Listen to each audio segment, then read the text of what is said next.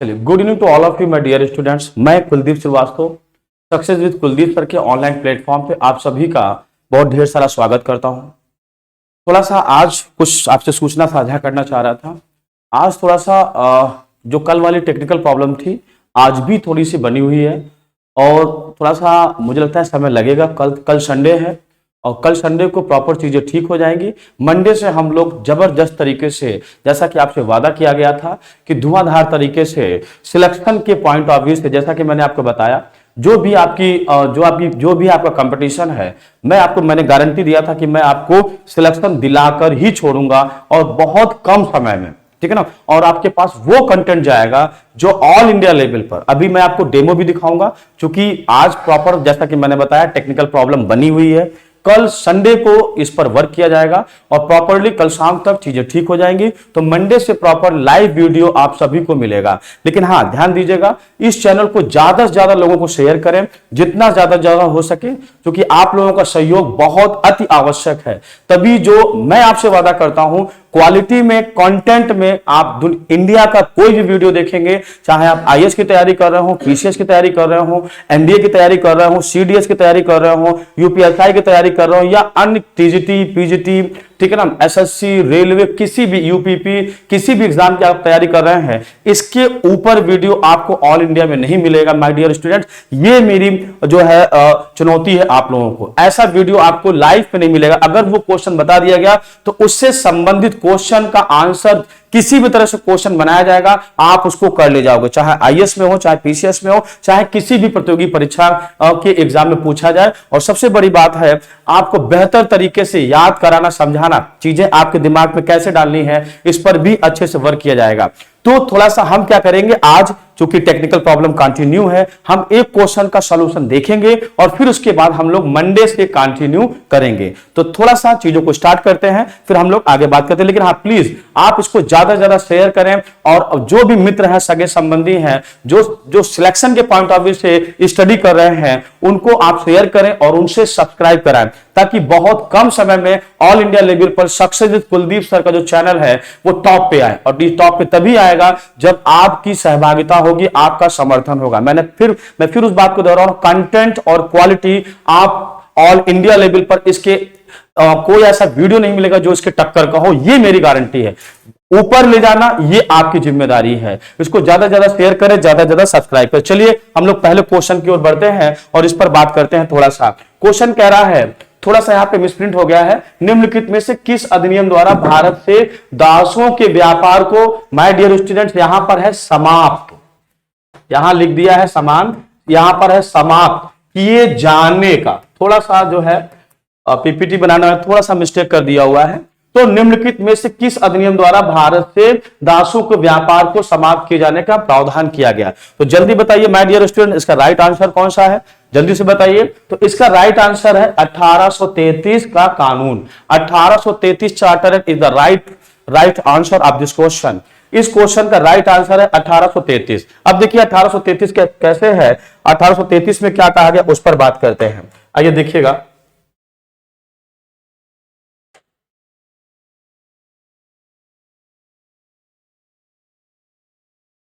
तो देखिएगा my dear student, 1833 कानून के द्वारा क्या किया गया, 1833 कानून के द्वारा यह प्रावधान किया गया, क्या प्रावधान किया गया कि गवर्नर जनरल क्या करेगा, भारत में दासों की स्थिति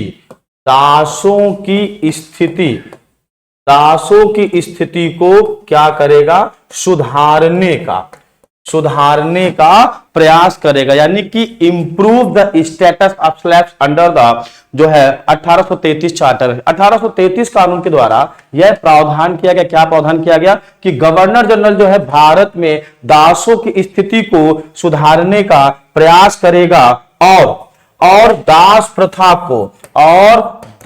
प्रथा को स्लेवरी सिस्टम और दास प्रथा को समाप्त करने की दिशा में, या दास प्रथा को समाप्त करने का भी क्या करेगा, प्रयास करेगा। तो आप देख रहे हैं क्वेश्चन कह रहा है निम्नलिखित किस अधिनियम द्वारा भारत से दासों को समाप्त किए जाने का प्रावधान किया गया। तो 1833 कानून के द्वारा भारत से दासों को समाप्त किए जाने का प्रावधान किया गया। आपको बताया गया कि 1833 कानून के द्वारा यह व्यवस्था दी गई कि गवर्नर जनरल जो है भारत में क्या करेगा, दासों की स्थिति को सुधारने का प्रयास करेगा और दास प्रथा को समाप्त करने का प्रयास करेगा। अगर हम माय डियर स्टूडेंट थोड़ी सी अगर हम बात करें दासों पर बात करें थोड़ा सा, लेकिन दासों पर बात करने से पहले एक बात यह ध्यान दीजिएगा, यह लिखा है 1833 का कानून, और 1833 का कानून जो है किस गवर्नर जनरल के समय पारित हो रहा है उसको देख लीजिएगा, फिर आगे बात करते हैं। तो यह लिखा है 1833, तो 1833 लिखा हुआ है, तो इस समय जो है गवर्नर जनरल कौन है, ठीक है ना, इस समय गवर्नर जनरल कौन है वो देखिएगा जल्दी से। इस समय गवर्नर जनरल है, इस समय गवर्नर जनरल है लॉर्ड विलियम बेंटिंग। ये देखिएगा Lord William Bentinck, Lord William Bentinck बहुत बड़ा नाम है माय डियर स्टूडेंट्स, काफी क्वेश्चन यहां से लॉर्ड विलियम बेंटिंग से पूछे जाते हैं। लॉर्ड विलियम बेंटिंग के बारे में, लॉर्ड विलियम बेंटिंग का जो टेन्योर है एज ए गवर्नर जनरल वो है 1828 से लेकर 1835, जो कार्यकाल है इनका 1828 से लेकर 1835। और लॉर्ड विलियम बेंटिंग के साथ एक फैक्ट और जुड़ा हुआ है, लॉर्ड विलियम बेंटिंग जो है भारत के पहले गवर्नर जनरल होते हैं। भारत का पहला गवर्नर जनरल कौन होता है, तो भारत के पहले governor general, governor general Bharat के पहले गवर्नर जनरल कौन होते हैं, लॉर्ड विलियम बेंटिंग होते हैं।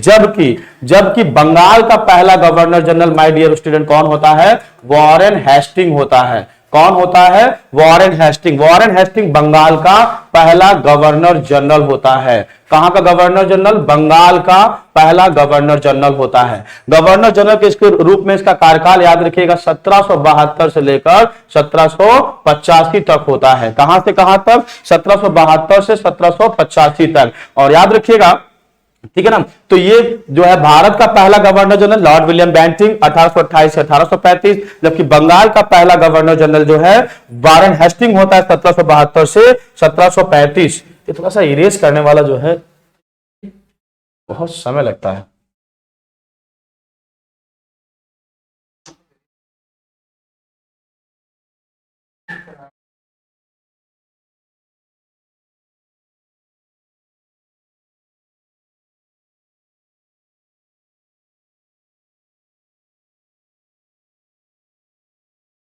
हाँ, तो आपको बताया गया कि भारत का पहला governor general Lord William Bentinck होता है, जबकि बंगाल का पहला गवर्नर जनरल वॉरेन हेस्टिंग होता है। जबकि भारत का पहला वायसराय, जबकि भारत का पहला वायसराय कौन होता है, लॉर्ड कैनिंग होता है माय डियर स्टूडेंट। कौन होता है, लॉर्ड कैनिंग होता है। और लॉर्ड कैनिंग का भारत के वायसराय के रूप में जो कार्यकाल है 1856 से 1862 होता है। और याद रखिएगा यहीं पर एक बहुत बड़ी घटना होती है, कौन सी, 1857 की क्रांति, 1857 का विद्रोह। तो 1857 के विद्रोह के समय भारत का गवर्नर जनरल कौन होता है, लॉर्ड कैनिंग होता है। और यहीं पर 1856 में क्या होता है, भारत में विधवाओं को दोबारा विवाह करने की, भारत में विधवाओं को दोबारा विवाह करने की कानूनी मान्यता प्रदान करने के लिए विधवा पुनर्विवाह अधिनियम 1856 पारित किया जाता है। और 1856 विधवा पुनर्विवाह अधिनियम 1856 की धारा 15 के द्वारा या कानून 15 के द्वारा भारत में विधवाओं को दोबारा विवाह करने की, पुनर्विवाह करने की कानूनी मान्यता प्रदान कर दी गई। तो याद रखिएगा 1833 के समय गवर्नर जनरल कौन होता है, तो 1833 के समय गवर्नर जनरल याद रखिएगा लॉर्ड विलियम बेंटिंग होता है। लॉर्ड विलियम बेंटिंग के बारे में अगर एक बात और जान लीजिए, हालांकि बहुत कुछ जानने के लिए है लेकिन आगे बात करेंगे, थोड़ा सा क्वेश्चन भी आगे बढ़ना है। तो लॉर्ड विलियम बेंटिंग के बारे में अगर हम बात करें तो लॉर्ड विलियम बेंटिंग के समय में ही सती प्रथा का अंत किया जाता है। सती प्रथा का अंत, सैकड़ों बार ये क्वेश्चन पूछा गया है माय डियर स्टूडेंट। सती प्रथा का अंत याद रखिएगा, सती प्रथा का अंत। सती प्रथा का अंत जो है माय डियर स्टूडेंट, सती प्रथा का जो अंत है वह 1829 के 1829 के नियम या कानून 17 द्वारा, कौन से कानून द्वारा? नियम या नंबर्स में लिखेंगे ऐसे, तो रोमन अंक में ऐसे, तो नियम 1829 के नियम या कानून 17 के द्वारा क्या कर दिया गया? भारत में सती प्रथा को क्या कर दिया गया? प्रतिबंधित कर दिया गया। सबसे पहले कानून 17 को कहां लागू किया गया? बंगाल में लागू करके बंगाल में सती प्रथा पर क्या कर दी गई? रोक लगा दी गई। जबकि इसी के एक साल बाद 1830 में कानून 17 को बंबई और मद्रास प्रेसिडेंसी में, जबकि माय डियर स्टूडेंट्स जो है कानून 17 को वर्ष 1830 में बंबई और मद्रास प्रेसिडेंसी में लागू कर सती प्रथा को क्या कर दिया गया? प्रतिबंधित कर दिया गया। अब याद रखिएगा, ये जो कानून है 1829 का कानून 17, सती प्रथा पर रोक लगाने वाले या सती प्रथा को प्रतिबंधित करने वाले ये जो कानून है, इस कानून को पारित कराने में भारत के राजा राम मोहन राय की महत्वपूर्ण भूमिका होती है। नाम आया है राजा राम मोहन राय का, तो राजा राम मोहन राय को राजा की उपाधि कौन देते हैं? मुगल बादशाह अकबर द्वितीय देते हैं। कौन देते हैं? अकबर द्वितीय। कौन सी उपाधि देते हैं? राजा की उपाधि देते हैं। और जबकि भारतीय संविधान के भाग 3 अनुच्छेद 18 के तहत उपाधियों के अंत का प्रावधान किया गया है। अनुच्छेद 18 में कहा गया है कि संपूर्ण भारत राज्य क्षेत्र में राज्य जो है शैक्षणिक और सैन्य उपाधियों को छोड़कर भारत में अन्य कोई भी उपाधि प्रदान नहीं की जा सकती। अगर उपाधियों के बारे में अगर एक लाइन और जान लें, एक मामला है, बहुत ही पॉपुलर केस है उपाधियों से संबंधित, तो देखिएगा क्या है मामला, ठीक है ना। एक केस है बालाजी राघवन बनाम भारत संघ, 1996। बालाजी राघवन बनाम भारत संघ 1996 के मामले पर भारत के सर्वोच्च न्यायालय ने, किस मामले पर? बालाजी राघवन। देखिएगा ये केस है, एक लाइन देख लीजिए फिर हम लोग अपने टॉपिक पे आते हैं। बालाजी राघवन बनाम भारत संघ, 1996 के मामले पर। एक्चुअली में माय डियर स्टूडेंट्स, अगर आपको थोड़ा सा भी जानकारी होगी तो क्या किया गया 1954 से भारत सरकार द्वारा क्या किया गया? भारत रत्न, पद्म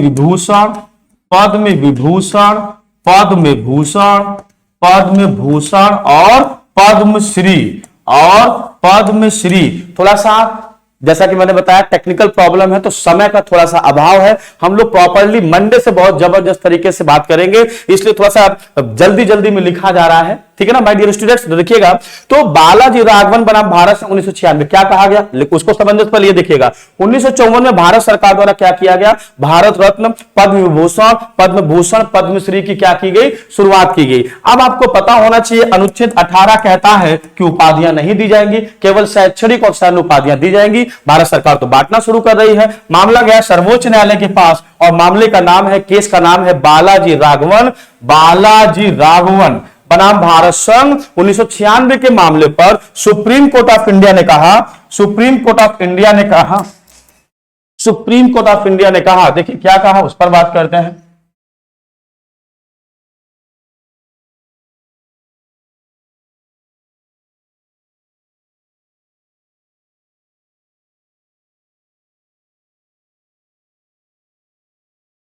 सुप्रीम कोर्ट ऑफ इंडिया ने कहा, ये देखिए सुप्रीम कोर्ट ऑफ इंडिया की अगर बात करें तो एक लाइन में जान लीजिए क्या? भारतीय संविधान के भाग 5 अनुच्छेद 124(a) के तहत किसकी स्थापना? सर्वोच्च न्यायालय की स्थापना या गठन का प्रावधान किया गया है। Establishment and Constitution of the Supreme Court of India under the provision Part 5 Article 124 Clause 1। जबकि भारतीय संविधान के भाग 6 अनुच्छेद 216 के तहत किसके गठन का? हाई कोर्ट, उच्च न्यायालय के गठन का प्रावधान किया गया। Constitution of the high court under the provision part 6 article 216। भारतीय संविधान के भाग 6 अनुच्छेद 216 के तहत उच्च न्यायालय के गठन का प्रावधान किया गया है। बात सुप्रीम कोर्ट की हो रही थी बालाजी राघवन बनाम भारत संघ। तो बालाजी राघवन बनाम भारत संघ के मामले में सर्वोच्च न्यायालय ने क्या कहा वो देखिएगा। तो सर्वोच्च न्यायालय आया, इसलिए आपको सर्वोच्च न्यायालय का गठन किस अनुच्छेद के तहत किया गया है, यह बताना जरूरी था। अब देखिएगा सर्वोच्च न्यायालय ने क्या कहा। सर्वोच्च न्यायालय कहा कि जो उपाधियां हैं, ये उपाधियां दो प्रकार की होती हैं। कौन कौन? जन्म आधारित उपाधियां और कर्म आधारित उपाधियां। न्यायालय ने कहा कि जन्म आधारित उपाधियां जो है अनुच्छेद 18 का उल्लंघन करती हैं, जबकि न्यायालय ने कहा कर्म आधारित उपाधियां, कर्म आधारित उपाधियां वह उपाधियां होती हैं जो मनुष्य को विभिन्न क्षेत्रों में, जो मनुष्य को विभिन्न क्षेत्रों में उसके उल्लेखनीय योगदान के लिए प्रदान की जाती हैं। और भारत रत्न, पद्म विभूषण, पद्म भूषण और पद्मश्री कैसी उपाधियां हैं? कर्म आधारित उपाधियां हैं जो कि अनुच्छेद 18 का उल्लंघन नहीं करती। जबकि जन्म आधारित उपाधियां, न्यायालय ने कहा जन्म आधारित उपाधियां वह उपाधियां होती हैं जो मनुष्य को बिना कोई कर्म किए, बिना मेहनत किए ही प्राप्त हो जाती है, और इस प्रकार की उपाधियां, जन्म आधारित उपाधियां अनुच्छेद 18 का उल्लंघन करती है। न्यायालय ने यह भी कहा कि यह केवल उपाधियां मात्र नहीं है, बल्कि क्या है? पुरस्कार है, एक सम्मान है। और समानता का अर्थ यह बिल्कुल नहीं है कि प्रतिभाशाली व्यक्ति को सम्मान ना दिया जाए। सीधा आते हैं मुद्दे पर। बात हो रही थी लॉर्ड विलियम बेंटिंक के बारे में, तो ये देखिएगा। बात हो रही थी दास प्रथा के बारे में, तो ये देखिएगा आगे क्या हो रहा है। अगर हम बात करें दास प्रथा के बारे में, तो आपको बताया गया कि 1833 कानून के द्वारा क्या व्यवस्था की गई थी। 1833 कानून के द्वारा यह व्यवस्था की गई थी कि गवर्नर जनरल क्या करेगा? भारत में दासों की स्थिति को सुधारने का प्रयास करेगा और भारत से दास प्रथा को समाप्त करने का प्रयास करेगा।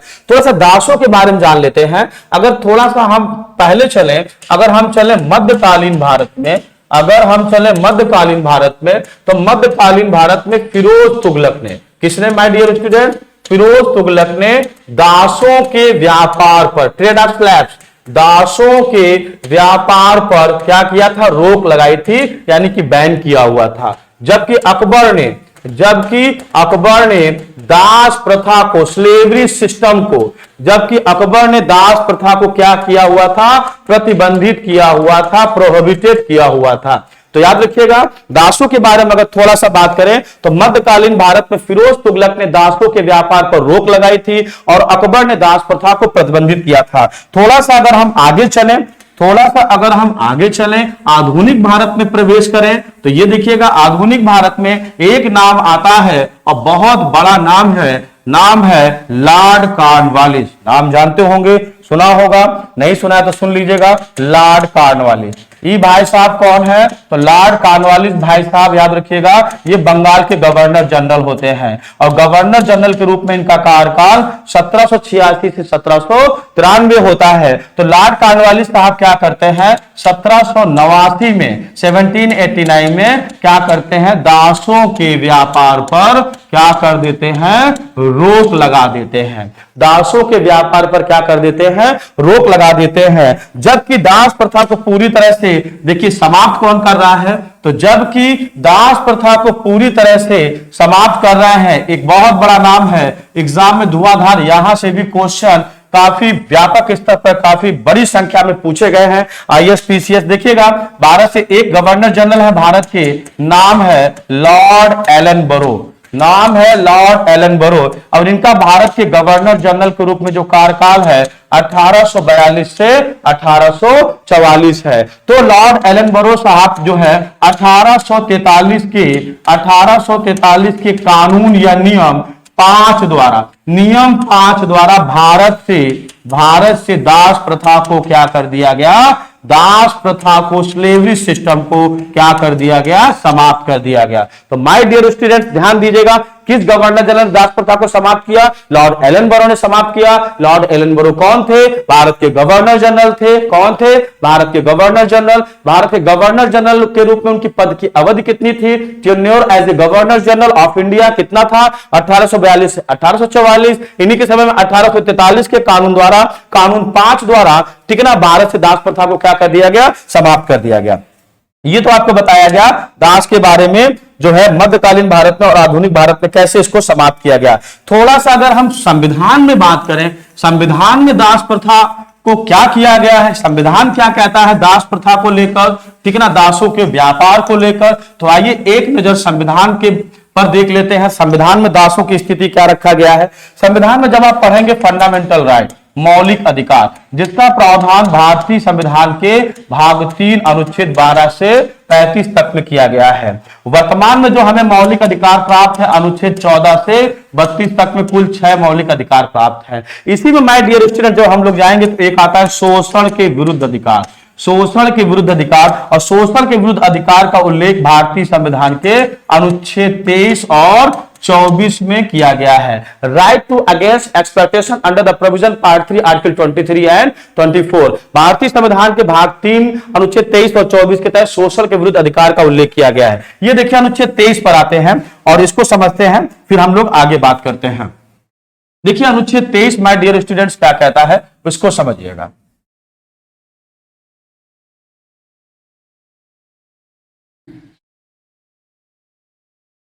देखिएगा अनुच्छेद 23 क्या कहता है वो देखिएगा, फिर हम लोग आगे बात करते हैं।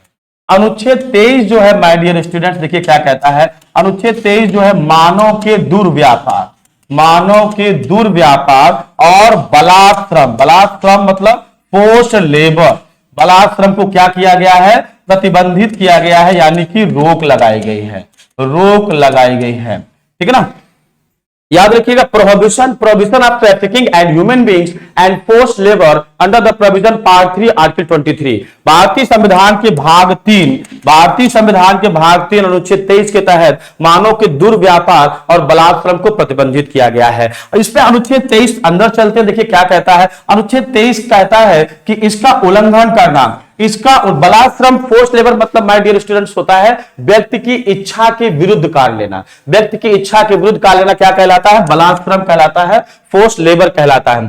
तो याद रखिएगा अनुच्छेद 23 कहता है कि इसका उल्लंघन करना, इसका उल्लंघन करना एक दंडनीय अपराध घोषित किया गया है। क्या घोषित किया गया है, एक दंडनीय अपराध घोषित किया गया है, और इस पर दंड का निर्माण करने की शक्ति, और इस पर दंड का निर्माण करने की शक्ति भारतीय संविधान के, और इस पर दंड का निर्माण करने की शक्ति भारतीय संविधान के अनुच्छेद 35 के तहत, भारतीय संविधान के अनुच्छेद 35 के तहत देश की संसद को प्रदान की गई है। किसको प्रदान की गई है, देश की भारतीय संविधान के किस अनुच्छेद के तहत, अनुच्छेद 35 के तहत, ठीक है ना। इसके संबंध में दंड का निर्माण करने की शक्ति संसद को प्रदान की गई है। संसद ने क्या किया, बंधुआ मजदूरी उन्मूलन अधिनियम, बंधुआ मजदूरी उन्मूलन अधिनियम, और याद रखिएगा माय डियर स्टूडेंट बंधुआ मजदूरी उन्मूलन अधिनियम पारित किया, और इसके साथ साथ स्त्रियों और बच्चों का, और इसके साथ साथ स्त्रियों और बच्चों का अनैतिक व्यापार अधिनियम, और इसके साथ साथ माय डियर स्टूडेंट्स स्त्रियों और बच्चों का अनैतिक व्यापार अधिनियम पारित किया। तो संसद को अनुच्छेद 35 के तहत मौलिक अधिकारों को लागू कराने की जो है, लागू कराने के लिए कानून बनाने की शक्ति प्रदान की गई, ये बात याद रखिएगा। तो इसका उल्लंघन करना, अनुच्छेद 23 का उल्लंघन करना एक दंडनीय अपराध घोषित किया गया है, और इस पर दंड का निर्माण करने की शक्ति भारतीय संविधान के अनुच्छेद 35 के तहत देश की संसद को प्रदान की गई है। संसद ने क्या किया, अनुच्छेद 35 द्वारा, संसद ने क्या किया, अनुच्छेद 35 द्वारा प्रदान की गई अपनी इसी शक्ति का प्रयोग करते हुए बंधुआ मजदूरी उन्मूलन अधिनियम कानून पारित किया, और इसके साथ साथ स्त्रियों और बच्चों का अनैतिक व्यापार अधिनियम कानून पारित किया। अब देखिएगा माय डियर स्टूडेंट्स, देखिएगा यहां पर एक बात समझ लीजिएगा, जो मानव का दुर्व्यापार लिखा है, जो मानव का दुर्व्यापार लिखा है, इसका अर्थ, इसकी अवधारणा बहुत व्यापक और विस्तृत है। ट्रैफिकिंग ऑफ ह्यूमन का जो मीनिंग है माय डियर स्टूडेंट्स वो बहुत डीप में है। ये देखिएगा मानव के दुर्व्यापार, मानव के दुर्व्यापार का अर्थ बहुत व्यापक और विस्तृत है। भारत के सर्वोच्च न्यायालय ने, सुप्रीम कोर्ट ऑफ इंडिया, ये देखिए Supreme Court of India SCI, SCI मतलब Supreme Court of India, Bharat का सर्वोच्च न्यायालय। अभी आपको बताया गया सर्वोच्च न्यायालय की स्थापना का प्रावधान किस अनुच्छेद में है, अनुच्छेद 124(1) के तहत। उच्च न्यायालय गठन का प्रावधान अनुच्छेद 216 के तहत। ये देखिएगा मानव के दुर्व्यापार के अंतर्गत ट्रैफिकिंग ऑफ ह्यूमन, मानव के दुर्व्यापार के तहत जो है सर्वोच्च न्यायालय ने निम्नलिखित को शामिल किया है। सबसे पहले किसको? बेगार। बेगार मतलब माय डियर स्टूडेंट्स होता है बिना मजदूरी दिए कार्य लेना, तो बेगार को अनुच्छेद 23 के तहत प्रतिबंधित किया गया है। दूसरा आपको पहले ही बताया जा चुका, बलाश्रम। बलाश्रम मतलब व्यक्ति की इच्छा के विरुद्ध कार्य लेना। और देखिए क्या किया गया है, याद रखिएगा, इसी के तहत मनुष्यों का, मनुष्य कोई दाल चावल आटा नहीं जो उसको खरीदा बेचा जाए, मनुष्यों का क्रय विक्रय, मनुष्यों का क्रय विक्रय भी अनुच्छेद 23 के तहत मानव के दुर्व्यापार के अंतर्गत प्रतिबंधित किया गया है। और देखिए क्या है, और अगर हम आगे बात करें तो और देखिए क्या है, इसी के तहत स्त्रियों और बच्चों का अनैतिक व्यापार, स्त्रियों और बच्चों का अनैतिक व्यापार, स्त्रियों और बच्चों का अनैतिक व्यापार, immoral trafficking of women and child, immoral trafficking women and child, स्त्रियों और बच्चों का अनैतिक व्यापार भी अनुच्छेद 23 के तहत प्रतिबंधित किया गया है। और सबसे बड़ी बात है माय डियर स्टूडेंट, क्या, ठीक है ना, देखिए क्या, दास प्रथा, जो कि आपका क्वेश्चन था, दास प्रथा, याद रखिएगा अनुच्छेद 23 के तहत दासों का व्यापार, दासों का व्यापार अर्थात दास प्रथा, slavery system, trade off slaves और स्लेवरी सिस्टम, दासों का व्यापार या दास प्रथा को भी अनुच्छेद 23 के तहत प्रतिबंधित किया गया है। क्लियर ना? अब मेन एक चीज और ध्यान दीजिएगा, ये जितनी बात हो रही है, अब ये देखिएगा, अभी आपको बताया गया था बलाश्रम, अनुच्छेद 23 के तहत बलाश्रम को क्या किया गया? प्रतिबंधित किया गया है। क्या किया गया है? रोक लगाई गई है। तो ऐसा करते हैं, एक इसका क्लॉज देख लीजिएगा, फिर हम लोग आगे बात करते हैं। देखिए क्या अनुच्छेद ये 23(2) कहता है, 23(2) क्या कहता है कि राज्य, ये 23(1) में बात की जा रही थी, आगे देखिए 23(2) क्या कहता है, कहता है राज्य जो है अपने लोगों से, राज्य जो है अपने लोगों से क्या कर सकता है? बलपूर्वक कार्य ले सकता है। एक बात समझ लीजिएगा माय डियर स्टूडेंट्स, आपको अनुच्छेद 23 का खंड 1 क्या कह रहा था कि बलाश्रम प्रतिबंधित किया जाता है, भारत में किसी भी व्यक्ति को उसकी इच्छा के विरुद्ध कार्य नहीं ले सकते। लेकिन 23 का खंड 2 कह रहा है कि राज्य जो है अपने लोगों से बलपूर्वक कार्य ले सकता है, और जिसे अनुच्छेद 23(1) का, जिसे अनुच्छेद 23(1) का उल्लंघन नहीं माना जाएगा, उल्लंघन नहीं माना जाएगा। क्यों? क्योंकि 23(1) में अभी आपको बताया गया कि भारत में बेगार प्रतिबंधित है, भारत में बलाश्रम प्रतिबंधित है, भारत में मनुष्यों का क्रय विक्रय प्रतिबंधित है, भारत में दासों का व्यापार या दास प्रथा प्रतिबंधित है।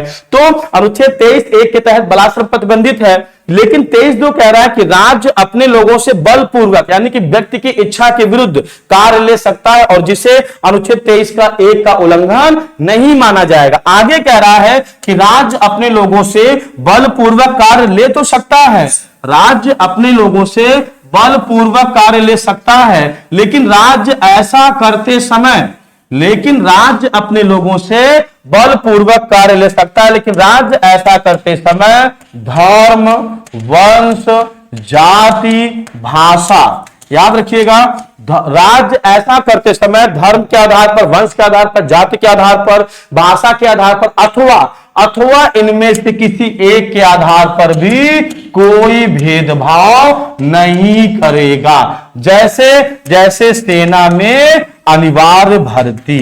क्लियर है ना माय डियर स्टूडेंट? अगर हमें जरूरत पड़ती है तो हम बलपूर्वक जो है अपने लोगों से कार्य ले सकते हैं। तो ये माय डियर स्टूडेंट्स पहले क्वेश्चन का आंसर हुआ, थोड़ा सा हम लोगों ने उस पर डिस्कस किया, ठीक है ना। तो आपको बताया गया निम्नलिखित में से किस अधिनियम द्वारा भारत से दासों के व्यापार को समाप्त किए जाने का प्रावधान किया गया। तो इसका राइट आंसर है 1833। आपको बताया गया, जल्दी से 1 मिनट में पूरा रिवीजन कर लेते हैं, फिर हम लोग प्रॉपर, जैसा कि आपको बताया गया था कि मेरी क्लास 3 स्टेप में चलेगी। पहले स्टेप में आपको जबरदस्त तरीके से, जबरदस्त लेवल के साथ, चाहे आईएएस हो, चाहे पीसीएस हो, चाहे लोअर पीसीएस हो, चाहे किसी स्टेट का पीसीएस हो, चाहे यूपीएसआई हो, चाहे यूपी ट्रिपल एससी का कोई भी एग्जाम हो, चाहे टीजीटी हो, चाहे एनडीए हो, चाहे सुपर टेट हो, चाहे सी टेट हो, चाहे यूपी टेट हो, कोई भी एग्जाम हो, सभी एग्जाम के लिए जबरदस्त रहेगा। तो जल्दी से रिवीजन कर लेते हैं। आपको पूरी क्लास में क्या बताया गया कि 1833 कानून के द्वारा